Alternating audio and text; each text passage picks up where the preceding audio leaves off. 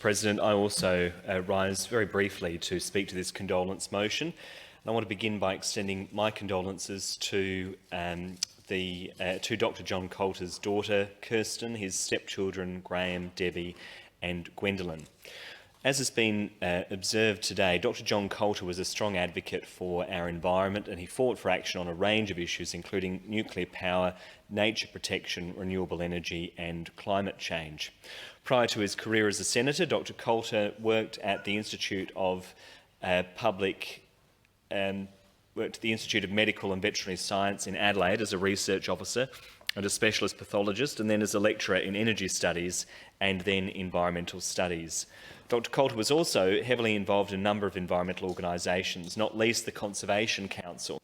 And indeed, I remember seeing him at an election forum I spoke at back in 2022 with the Environment Minister, with the then Shadow Environment Minister and Deputy Leader of the Opposition, the Honourable Susan Close.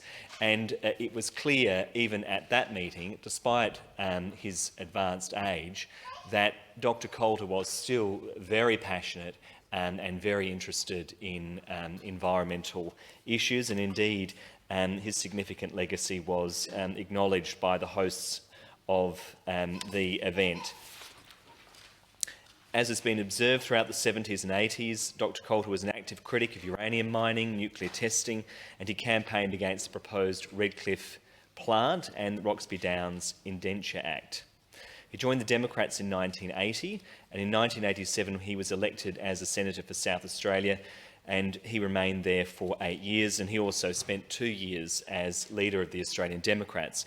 In 1995, when he resigned, the casual vacancy in the Senate was filled by Natasha Stott-Despoja, whom the Honourable Tammy Franks and I both had the opportunity to work with. So whilst I didn't spend a great deal of time with Dr John Coulter, he was someone who I heard a lot about over the years, and indeed I think his contribution to environmental policy in particular has been acknowledged by many people right across the political spectrum.